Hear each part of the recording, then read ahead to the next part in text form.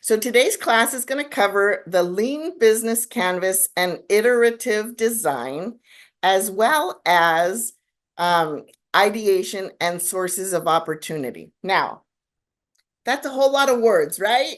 Let's not worry about the titles so much, because as you go through this process, you're going to really understand what that means, what it looks like for you in your business, and how to implement the ideas that are coming to you through these webinars. So we're going to focus on lean business canvas and iterative design. That's a mouthful, right? What does that mean? Well, it's about your company and it's about the unique value proposition. So the unique value proposition is why you. When I have clients in East Los Angeles come to me and say, I want to sell tacos, I ask them, this is an honest question. It's not to make them feel bad.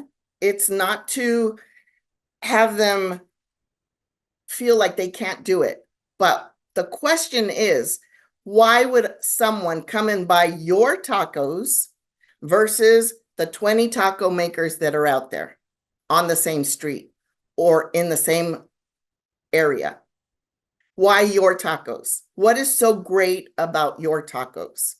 Now, think about what product or service that you want to put out into the marketplace. Why you? Is there a market that needs what you're selling, and why? So that's understanding your target market's needs and the pain points.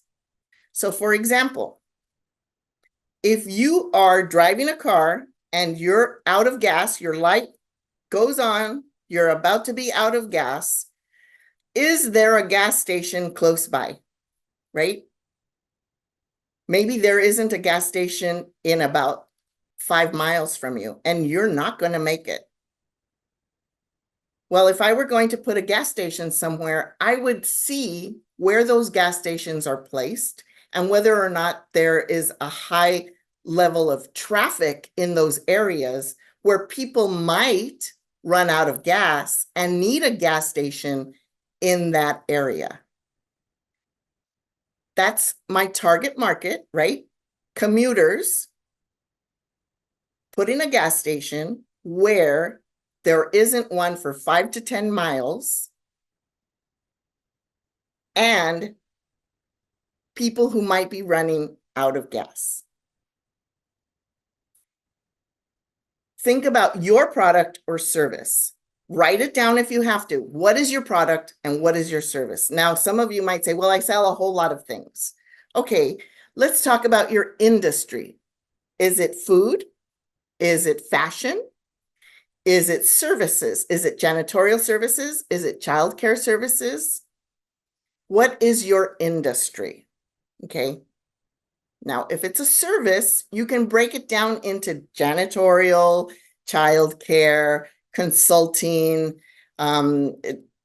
digital marketing, and then you can even go even further into that, right? We're not going to do that right now, but I want you to start that process of what is your exact product or service.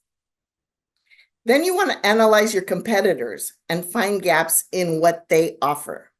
So maybe there's a gas station, but it's only gas. There isn't a super mini mart there. They don't sell lotto tickets. They don't, just gas. Well, if you're a commuter and you're passing by and you have a choice of going to the gas station that only sells gas and going to the one that sells the soda, the chips, the candy, the lotto, all of those other things, and the price is the same, which business would you select, right? So where do you differ with your competitors? Then you want to define the unique benefits and features of your product or service. Now, taco for taco, right? Let's say everybody has the same taco. The filling is the same. The ingredients that they put in there is the same. The size is the same. The price is the same. But you have some killer chili or some killer salsa. And there is nobody that beats your salsa, right? Those are some of the benefits of people coming to you over and over again, right? Is your customer service out of this world? Are you available 24/7 for clients if you have a service? Do you have emergency numbers for people to call you if, for example, you're a plumber and they can call you any time of the day or night? Not every company that is a plumbing company provides that kind of service, right? Very few. So those are the kinds of things that you need to think about when you're thinking about what you sell and what your product is or service is, okay? I'm going to quickly check the Q&A to make sure. So Daria wants to know if we really have to be differentiated and unique. You have to at least be able to say why, if we're standing next to each other and I'm selling the same thing you are, which is, let's say, a pair of gold stud earrings, right? And our price is the same. We're standing next to each other. They're almost identical. What is different about what your product is than what my product is? So if a customer comes up and says, oh, are these 14 karat gold? And if I say, oh, no, they're gold plated. And you're selling the same thing for 14 karat gold at the same price, the client is probably going to go with the 14 karat gold instead of the gold plated because they will last longer. The quality is better. It's the same price, right? So the question is, how does that person sell it at the same price that I'm selling when mine is only gold plated? Well, they're either spending less money to buy the product, they're buying more at a better price. There are a lot of reasons, right? But that's one of the ways in which you can make sure that the client chooses your product over your competitor. Small difference, right? Might be a small difference, but you have to identify that so that you can explain it to the client. Oh, yeah, that's more expensive because it's 14 karat gold. And it's outsourced to out from another country. Mine is made here. It is gold plated, but it's made here in the USA. My company helps employ citizens in my neighborhood, in my vicinity, right? So some people might buy just for that reason, even though the quality is a little less than the 14 karat gold, because they're buying into, yeah, this business owner is helping other people. They're employing people. They're bringing, jobs to the area, which is really important, and even more so to some people.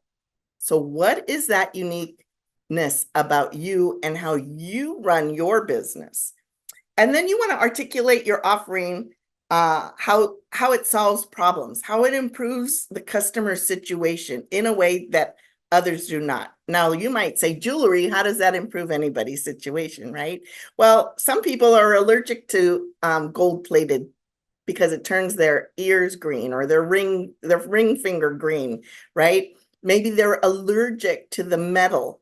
The pure 14 karat gold is much better, even though it might even cost a little more. You will not buy those again like you would the gold plated, because the gold plated will run out, they get dull, they can't be polished like the regular 14 karat gold, right?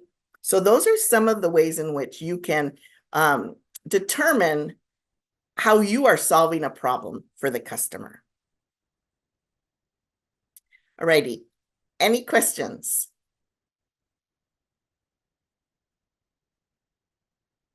I don't see any new ones, so we're going to keep going.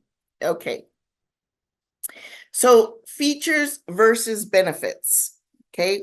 There's a distinction. And what we want to do is identify what the features are versus what the benefits are, because you're going to use features and benefits distinctly, separately in the same document. You want to know what the difference is. So features are specific attributes or functions of a product, the size, the color, the weight. They come in all sizes, from extra small to extra large or triple X. They come in every color of the rainbow, right? So what is that? What are those colors? Well, the colors of the rainbow: red, yellow, red, orange, green, right?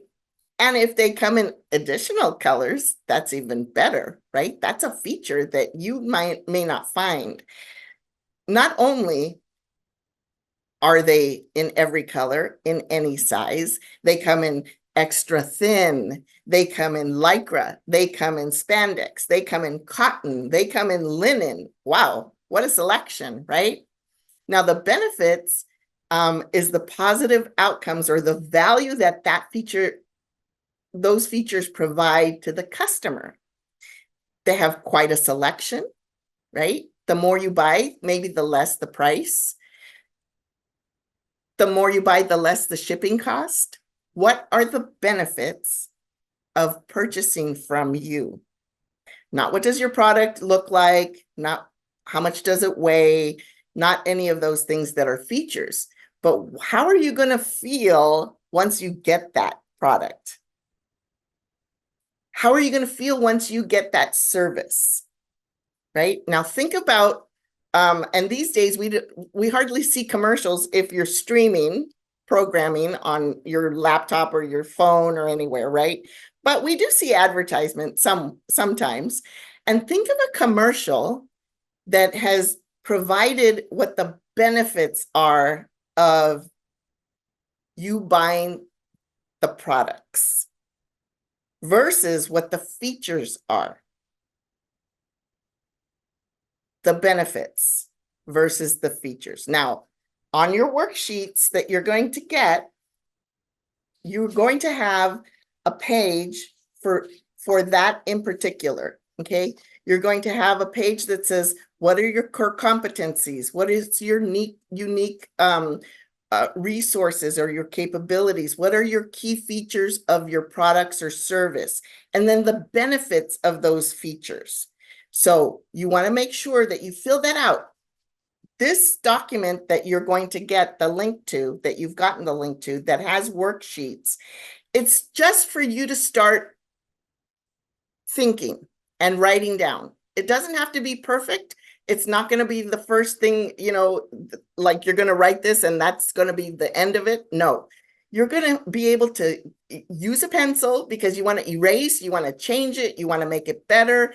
You're going to use this workbook and really start to create that idea of what your product or service is. Now, if you already have a product or service in mind, think of it in a different way. Think of it in these terms, and maybe you haven't done that before. Maybe you have. If you have thought about it in this way before, and you do have some ideas, have you written it down? If you've written it down, transfer it where you have it written down to this workbook so that it's all together for you as you move through these different courses, okay? And then that way it's not, it's like, what tablet did I put it on? What notepad did I put it in? It'll be all together for you. And then that way you can go back and start to really identify those things. Number 2, your lean market research. Now, the characteristics of effective lean market research are these.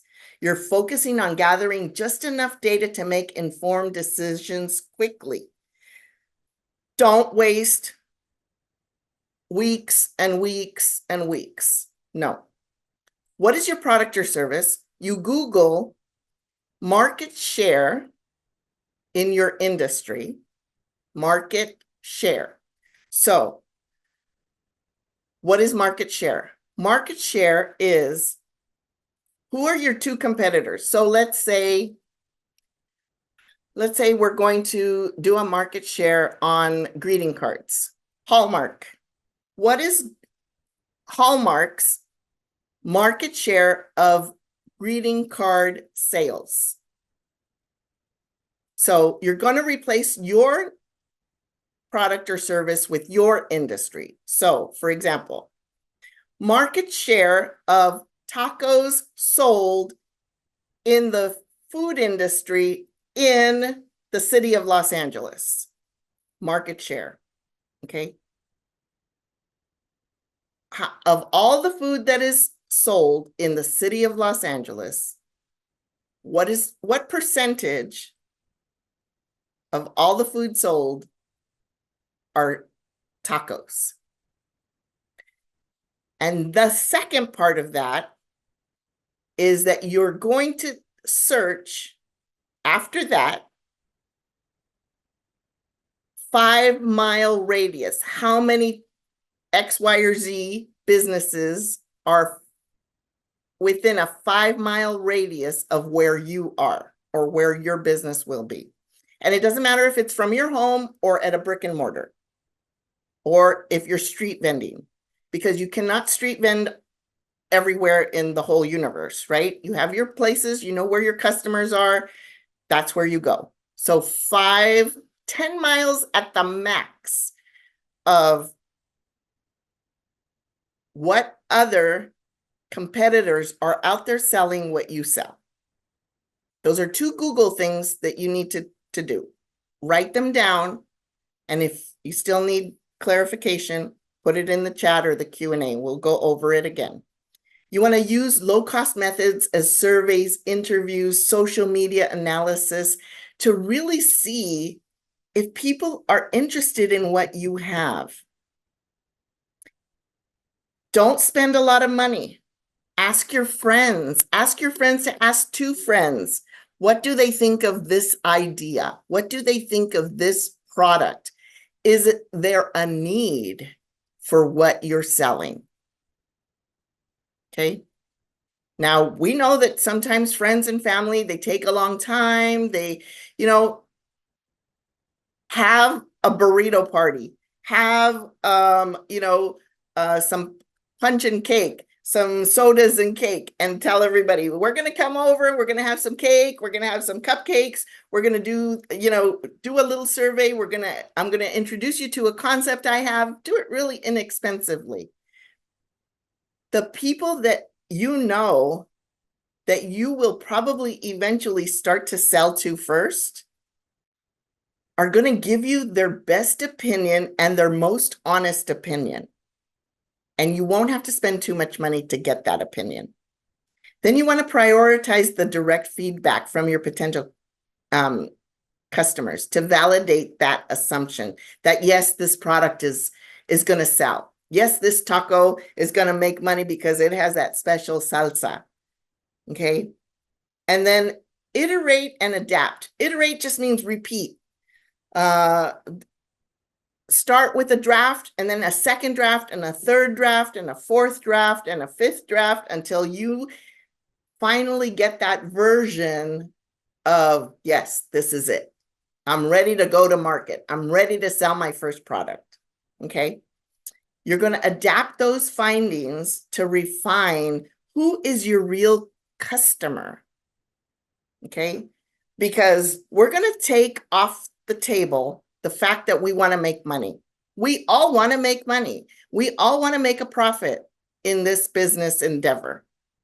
That's not the question. The question is whether or not you will put in the work in order to really identify how you're going to make that money in the clearest possible way.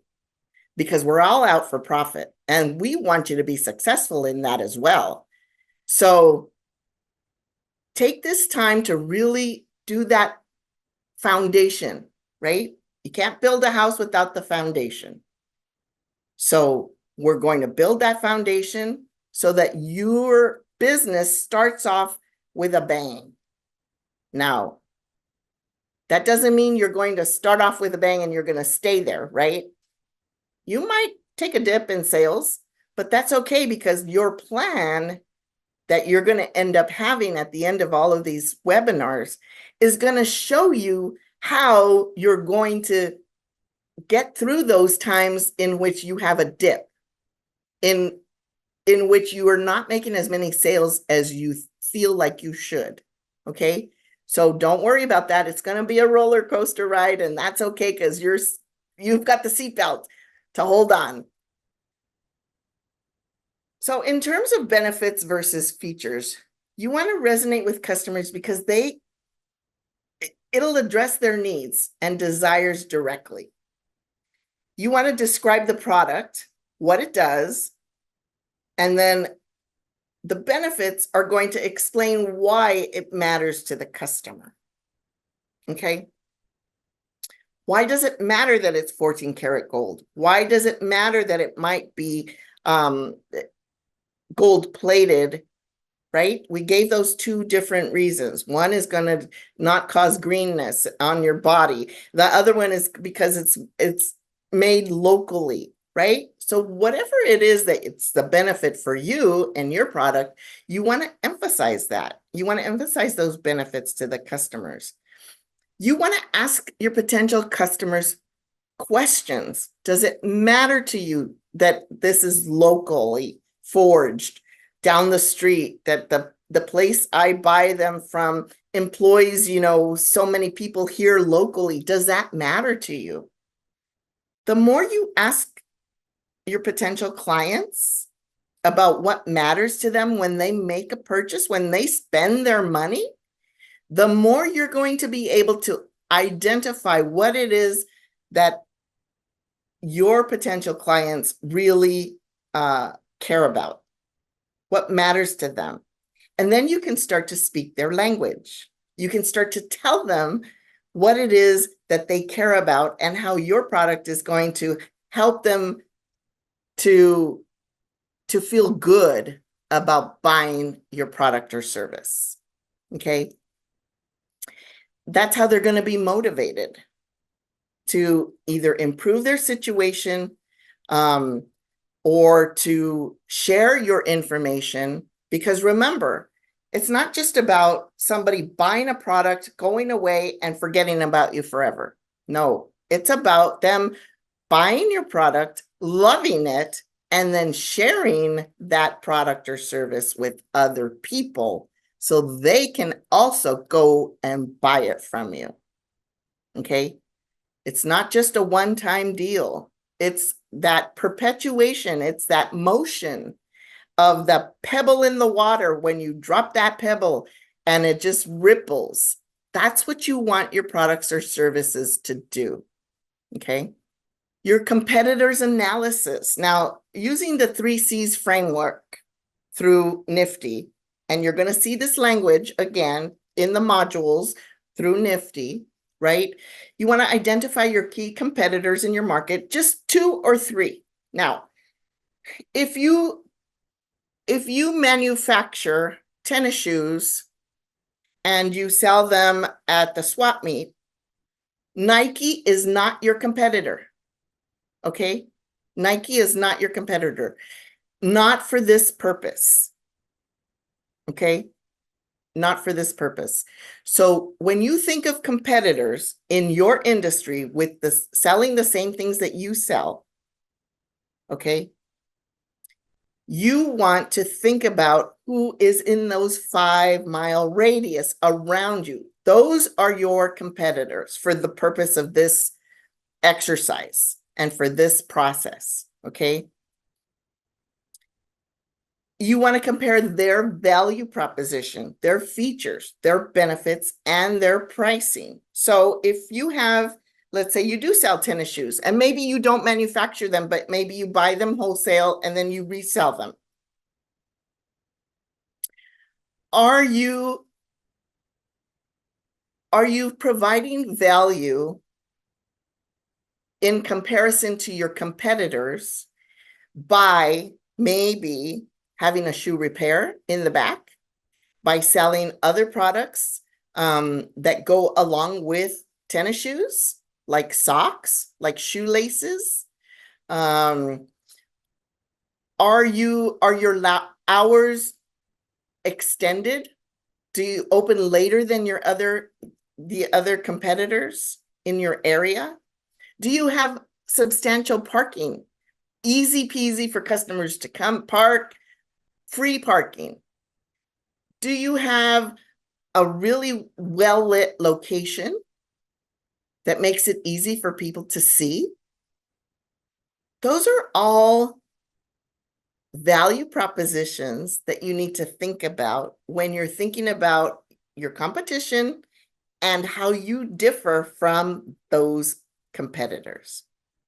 And then you want to analyze the marketing strategies and your customer engagement tactics. Do you have one salesperson and there's probably 10 people in the store, and you have one salesperson, and that salesperson also needs to sometimes go and do the register? Are you making it easy for clients to come in and buy from you, or get online and buy from you? Do you provide various options on how to pay you? All of those are the marketing strategies that you incorporate into people buying from you and making it easy for them to buy from you. How many of you have gone to a website that you saw on Instagram or TikTok or anywhere, you saw an ad, you thought, let me find out more about this. And then you decide in the process, as you're clicking through, you decide, I think I'm going to buy this. And then it goes on, and it tells you all these other things about it, and it wants to sell you 10 other things, including that. And if you buy this, we're going to discount you there. And it never really takes you to the cart or how to buy that one product that you wanted. And you can't figure it out. You end up getting out of there. You say, forget about it. I'm not going to buy it. It's too hard to figure out. And you don't buy it. Well, if that happened to you, that probably happened to a lot of other people, and they are losing sales. So you want to make sure that your marketing makes it really easy for clients to buy from you. And then how do you differentiate your product or service to gain that competitive edge? So maybe the 14 karat gold earrings, they're one pair and they're maybe $2 more. Well, your product, you sell 2 pairs and it's not any more than what they're selling it at. So the customer's going to get 2 for less than they would get with that other product for 1, right? Now, if somebody says, I have to buy 14 karat gold, that's not your customer. That's okay. Let them go. Don't feel bad. Let them go, because the more no's you get, the sooner you will get to that person that says yes. That's a theory in, for example, cold call sales. If you had a list of people that you had to call back in the day, remember, I'm old, back in the day, had to call 20 customers to sell a product, get through the script and see if they will want to purchase, right? If somebody says no right from the get-go, what you want to say is, okay, take it as a not yet, not a no. What you want to do is you want to leave that no, that person with, well, we are here and we are always adding and improving our products. Come back, be part of our newsletter. Come and visit us whenever you can. You might know other people who are interested or who do need this product or service, and we would love for you to share our information with them. You don't just take a no and let it die there and let it let them walk away. You always give them something to remember you by, whether it's a postcard, whether it's verbally, whether it's a website, whether it's connect with us with a newsletter, follow us on Instagram, whatever it is, you want to make yourself as an individual and as a business different than everybody else who lets people just walk by. You'd be surprised how many people at festivals will walk by tables of vendors, and the people that stop at particular places may not even be that they're looking for that product to purchase, but the vendor, the business owner says, "Good morning, how are you? Good afternoon, how are you doing today?" That creates a connection with your potential customer. So never think that it's a flat no, ever. And those that walk by you without responding to that kind of a greeting, they're not your customers anyway, right? You want to combine the insights of these three and develop a coherent strategy. So in your workbook, you're going to find a page where you're going to be able to do this, okay? It's a worksheet, and you're going to talk about the emotional appeal of the benefits, the practical appeal of the benefits, right? Your problem-solving benefits. What is it going to problem solve? And then your communication strategies. How are you going to communicate this information to those people that are potential clients or customers? And then how do the benefits address specific customer problems or pain points? Now, when we say pain points, one of the things that we often don't do enough is we don't highlight the problem that we have. I don't know if you have ever called the IRS, the federal number, but it could take up to 3 hours to get through. And at some point, they'll hang up on you if they want to. It's very few people who get through. That's a pain point. If you could solve that problem, you would be a bazillionaire, right? So what is it about your product or service that creates a solution for something that really is bothering a group of people or an industry or a particular crowd, so to speak, right? So we talk about crowds like the millennials. We talk about a group of people like moms or grandparents. We talk about a particular industry, like anybody that is a woman trying to break into technology. That's a group, right? So those are different types of people, and they could be crossovers, right? A grandmother could be somebody that is wants to get into tech. She could probably also be a grandmother at this point, right? Depending. You can't ever exclude anybody. So some of those cross over. However, who are those people that you're speaking to? And what is the pain point for that group of people? How do your products or services benefit or appeal to customers' emotion or practical needs? I really would love it if I could get through to the IRS. I mean, I would do almost anything, really. I really would, especially when I'm trying to help clients get through, because it feels like if I can't get through, they will never be able to get through. We have some tricks and tips and everything, and even then, it's super difficult.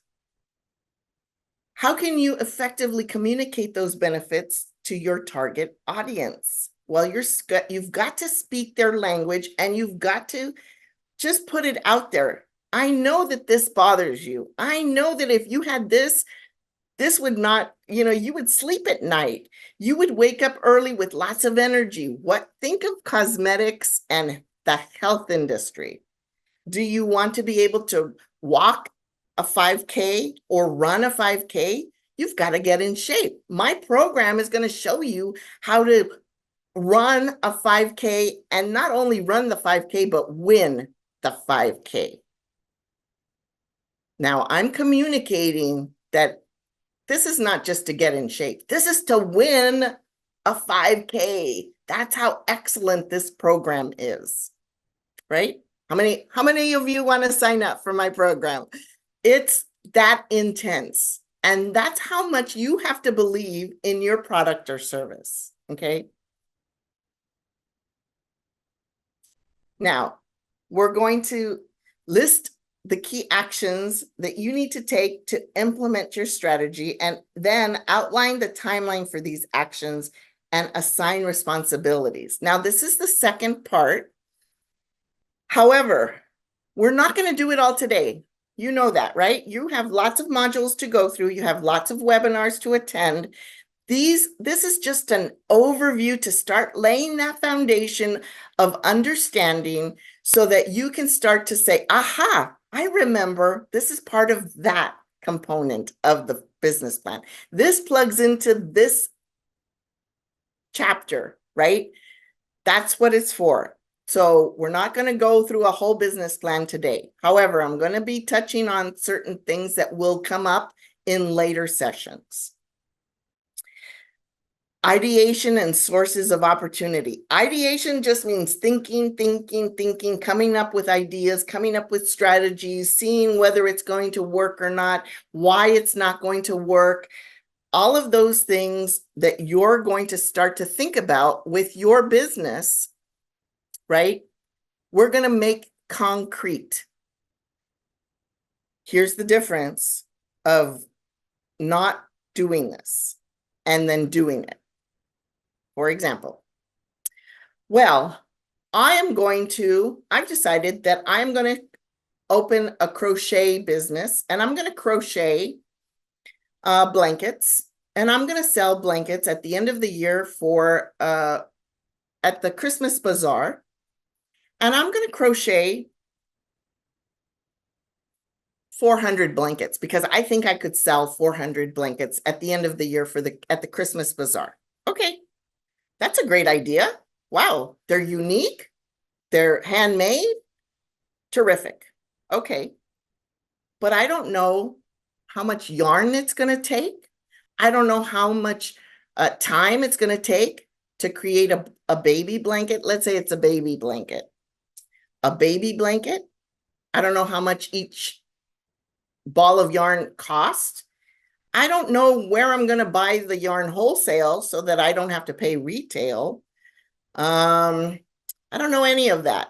But if I start with ideation and sources of opportunity, then I'm starting to investigate all of these little angles that I need to cover for myself. And then I can determine whether or not it's viable. And if I end up being able to buy raw product, which is the ball of yarn, enough to make 100 instead of 400 like I thought, then I have to decide, is it worth my time to buy the product, take the time to make the handcrafted blankets, and then sell them? Will I make a profit? Okay. That's the trajectory. So your product, your service. When you purchase wholesale and you create your product or your service, what is your price? How long is it going to take for you to get all of that ready for market in order for a client to buy it? And what is it priced at? And will there be enough of a profit? So those are the steps. And I want you to write them down, what they are, okay? You have to determine if your product or service is going to make a profit. Now, in certain industries, there is a profit margin that is normal. For example, restaurants typically raise their price about 36%. So the next time you go to a restaurant, and depending on what restaurant, right, we're talking about a regular dining experience. We're not talking about, Ruth Chris. We're not talking about Vegas. We're talking about just a regular, restaurant. You sit down, you order a plate of whatever it is, a main, let's say it's a Mexican restaurant. You order taquitos. And with the taquitos that comes rice and the beans and a little garnish of lettuce or tomato. And on the table is already the chips and the salsa. For two people, okay? What it costs them to produce that meal for you, including the drinks, if there are any, including the drinks, whatever it costs them, they've increased the price by 35%. Okay. Other industries, it's a different markup. In retail, for example, Macy's, and I don't know if they still do, but Macy's used to have a 350% markup. 350%. So when they said it's going to be 75% off, we all thought, wow, they're giving it away for free. Guess what, folks? They were not giving it away for free, right? But what happened at some point is that they were left with product. And then what did that product end up doing? That product ended up going to outlet stores. Way back, outlet stores. So they found a way to reduce it by, let's say, 200% at the outlet stores, and you thought you were getting like the most magnificent price on these products that you could ever get. But the truth was they were still making a hefty profit, okay?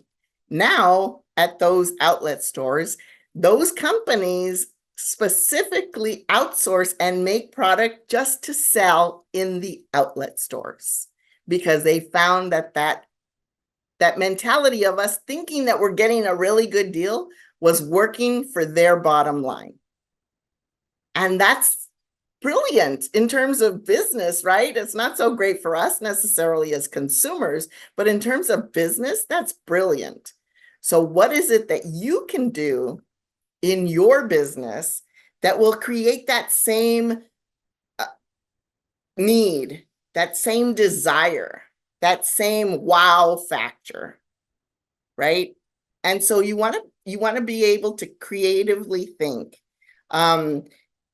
It's techniques of creative thinking are brainstorming, just jotting down ideas. And then from that list of, let's say, 10 ideas, come up with the ones that you think you can actually take action on. 3 ideas. Let's say you have a whole page of ideas, right? You're using your workbook, you're writing down ideas. What are you selling? How are you going to sell it? You're thinking of all of those things.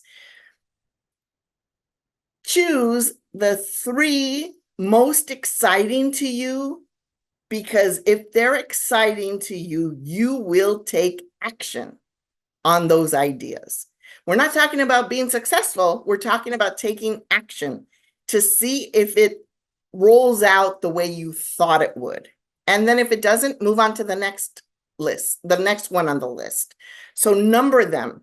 If you have 10, number them from the top 3 all the way to 10. Number 10 is the one that's like the worst idea, but it came up in your brainstorming and you just wrote it down, okay? If you need to erase it, erase it. If you need to have a partner or somebody who you can bounce ideas off of, there are no bad ideas in the brainstorming. All you're doing is letting it all out to see which ones excite you the most. And then which 3 can you take action on? Now, what does action mean? Action means testing the product, manufacturing the product, looking to see where you can buy it wholesale, what is the initial cost. All of those things are creating actionable items for you to move forward with that will help you to decide, yeah, that's a great product. I'm going to sell that. That's going to be in my product line. That's a service that I can provide. I'm certified in that. I'm going to move forward with that, right? Those are the kinds of things that you want to start to decide. And the ones that you won't take action on, don't even think about them. Then mind mapping. You want to visualize connections between the ideas. And that's going to be really critical when you think, this is a really great idea. I'm going to hold on to it no matter how many times I fail. Don't do that, folks. Let it go. Put it to the side. Let it rest. Do something else on the list. And then revisit that idea. Because if you're pushing and pulling and pushing and pulling, you're wasting time, energy, maybe money, brain cells on trying to make this idea work when maybe it's not supposed to be working for you. Okay. Be humble in this. Don't let your ego get in the way because it was your first idea and you have to see it through. Let it go, at least for a moment, right? Put it at the back burner and then revisit it after you've taken some action and you get that feeling of, yeah, this is working. Yes, this is, people are anxious to hear more about it. People want to know how much it costs. If you start to get questions like that, then you're on the right track. Then you want to use the scamper technique and you want to transform existing ideas. Remember, I talked about if you already have a product, you already have a service, you already maybe are selling, you want to look at it from a different perspective. You want to substitute something, you want to combine something or adapt it, right? Modify to put to another use, or eliminate it, or reverse it, take it back to its original form. How many of you remember Coca-Cola getting rid of some version of Coca-Cola and going back to the original version because everybody hated the Coca-Cola that they thought was going to be so great, right? Think about that.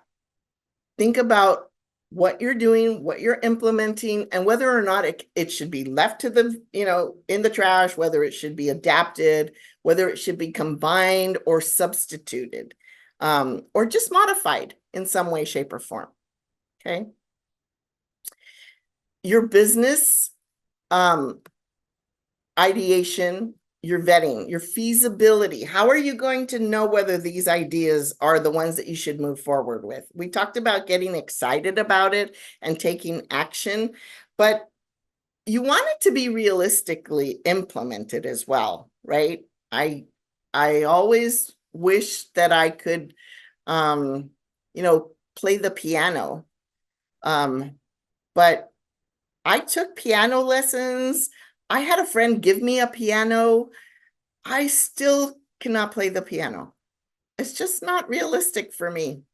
I could do really, really beautifully with my right hand. I would do the tune and go crazy with my right hand. And then when I had to implement with both hands, it sounded horrendous. And I could never get both hands to work the way they were supposed to.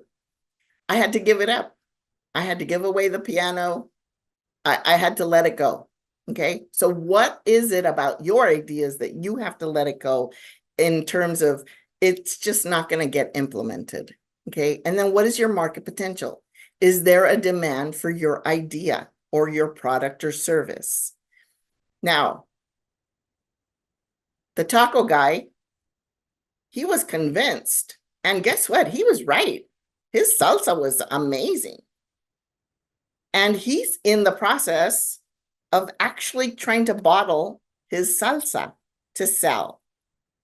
So it ended up that it wasn't his tacos that was going to make him money. It was his salsa. So you have to really think about it outside of the box. Okay.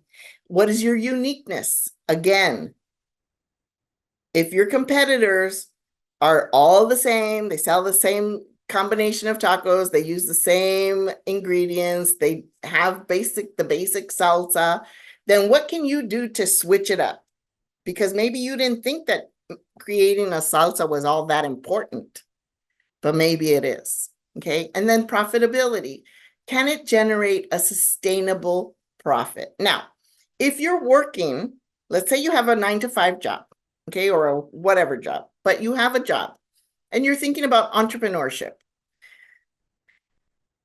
In order to generate a sustainable profit and be equal to what you were making as an employee, you have to increase the gross income by 30% as an entrepreneur. Why? Because that 30% increase is going to cover things that your employer used to cover, like health insurance, like taxes, like vision insurance. Anything that is taken out of your check and that you get the balance of is about 30%, depending on your income bracket. So if you had your salary was $2,000 a month, you have to pop it up by 30% as an entrepreneur. Okay. So you have to take that into consideration when you're calculating your profitability. Your initial screening, evaluate your ideas against the criteria. So what does that mean? That means that if you want to sell, for example, car seats for children, those car seats have to be up to federal guidelines, right? So you want to evaluate your product or service against anything that is possibly going to bring you into question in terms of, does it stand the test, right? That's the initial thing. If you don't have anything to worry about in that regard, then don't worry about it. But some people might, okay? Detailed analysis. You're going to conduct a SWOT, and you're going to do this as part of the other modules. It's your the strengths. Now, we're not talking about you as an individual. Even if you're a sole proprietor, a DBA, a fictitious business, which are all the same thing, by the way, those three things, a DBA, a sole proprietor, and a fictitious business are all the first level of entrepreneurship, and they're registered at the county level. And it doesn't matter if you're in LA County or otherwise.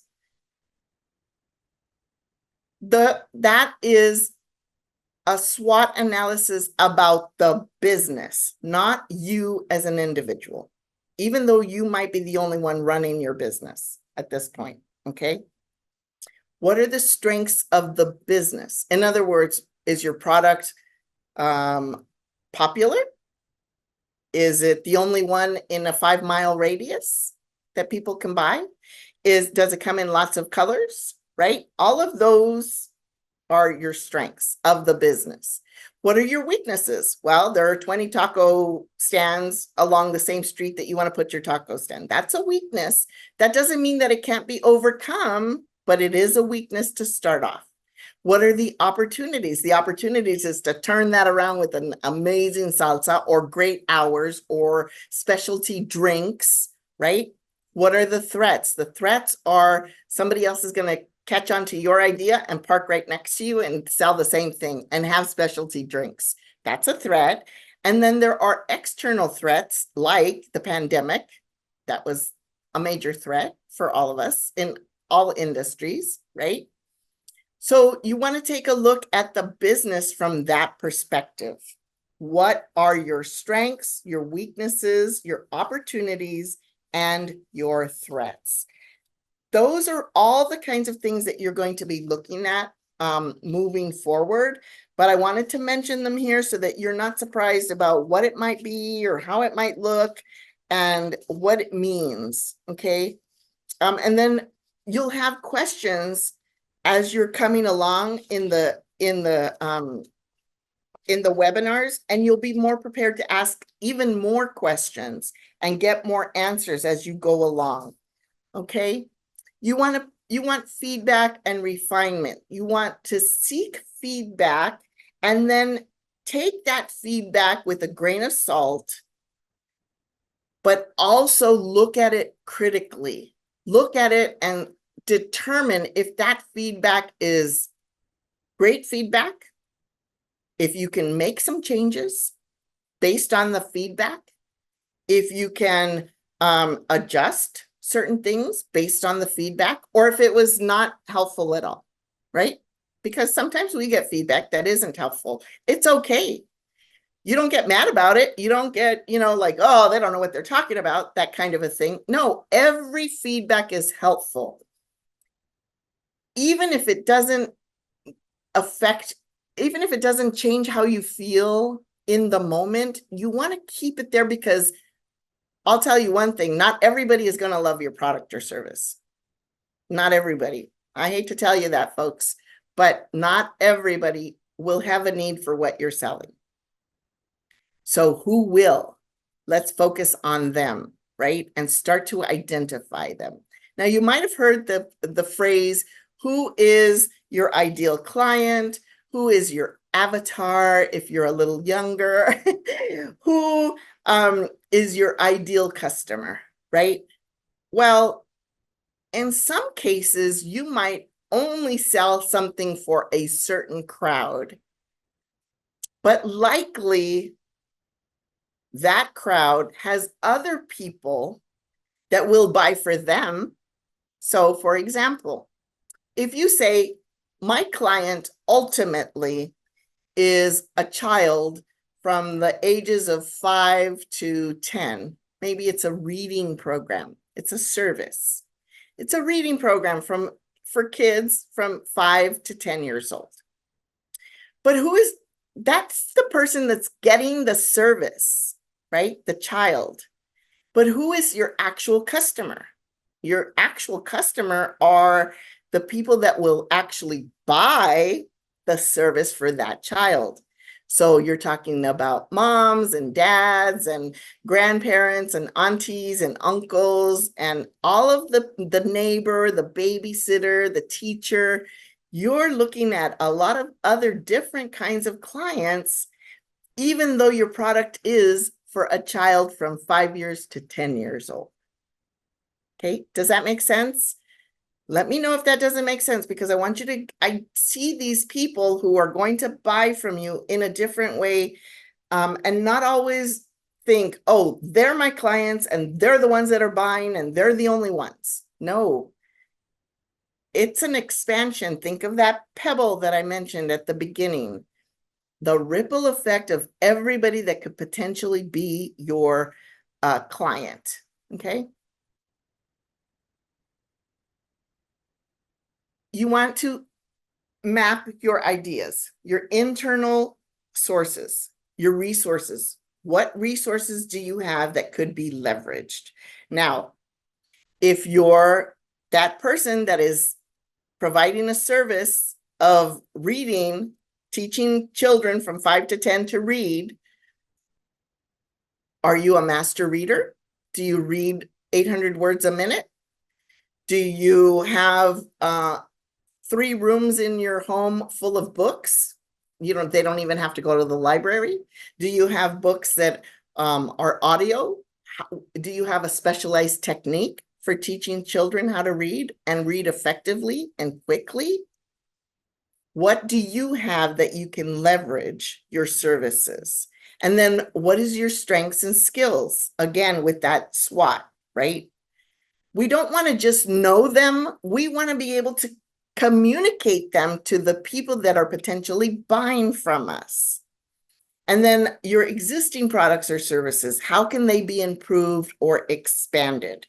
So you design a t-shirt, you put your design on a white t-shirt. Can you expand it to black t-shirt? Can you expand it to gray t-shirt? What are the ways in which you can increase the opportunities for people to purchase from you? And then externally, the market trends. What's happening in the market? Are people buying, it's the market trends are things like on the larger scale, winter clothing, summer clothing, fall clothing. When you hear all of those things, you can picture a piece of clothing, right? Winter jackets, summer bathing suits, fall sweaters, right? Spring, would you say for spring? That's a hard one, right? But every season has a kind of wardrobe that we typically wear, right? So those are your market trends. It's an example of that. So think about your product or service and are there trends?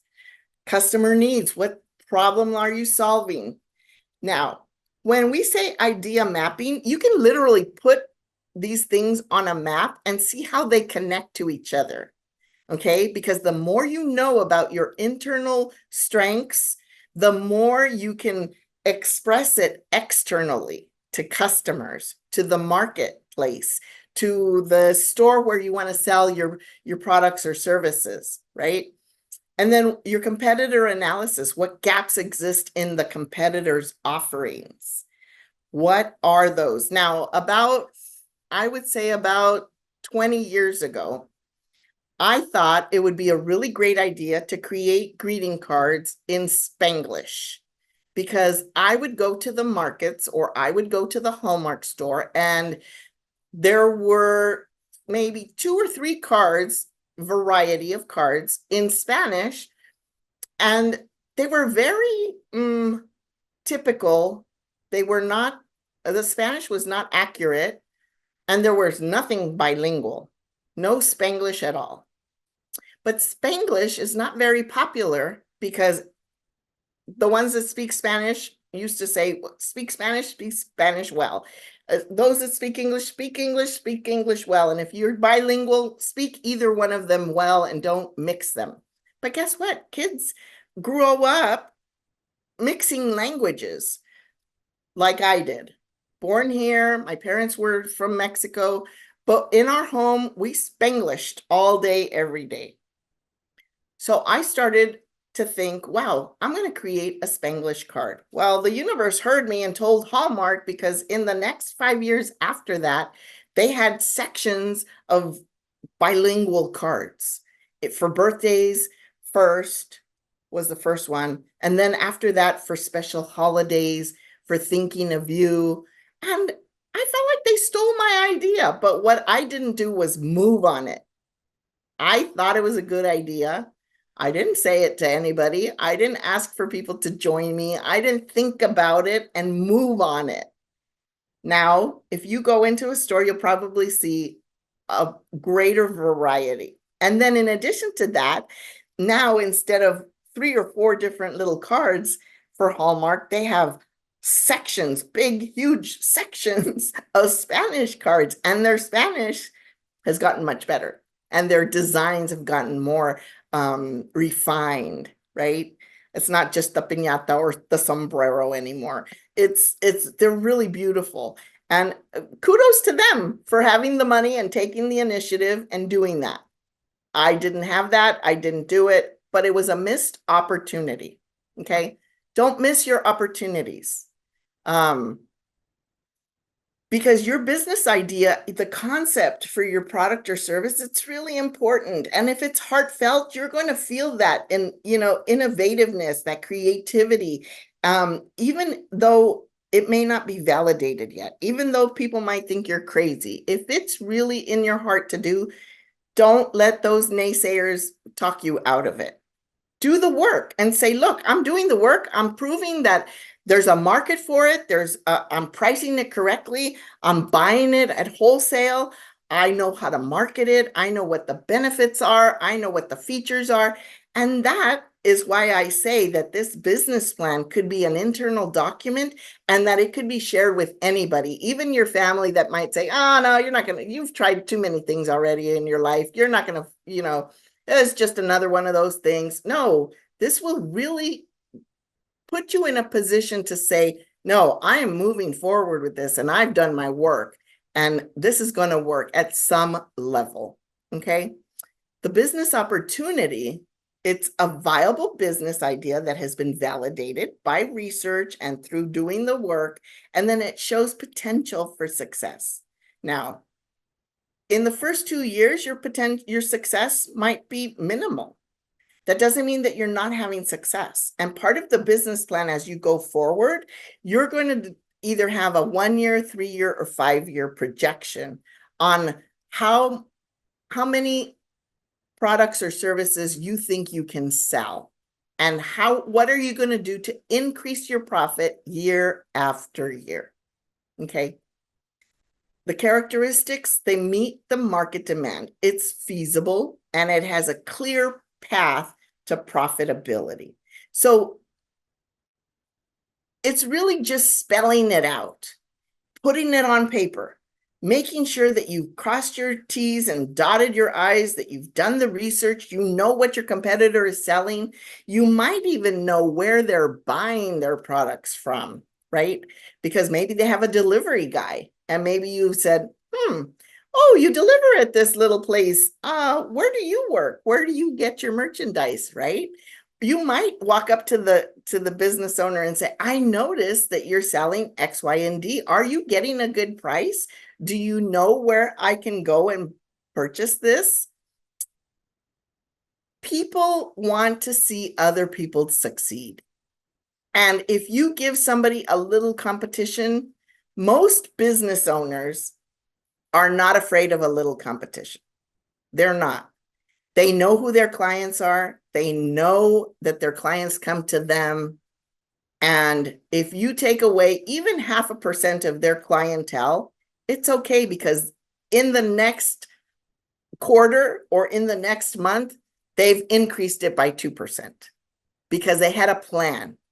So that's the purpose of really making sure that your plan is in place so that when that happens, you're not worried about losing customers. You're not worried about the guy down the street who has a discount. You're not worried about that. You're in your lane. You're doing what you're going to do in the best way possible. And you're going to have a way to overcome those lulls, those slow days in place. And then remember, this is a living document. So you're going to be able to adjust if something isn't working for you. And of course, the BusinessSource centers are always here to help you. Nifty is here to help you. LApreneur is here to help you to overcome those times in which you feel like it's too much, right? Or if you have a question. So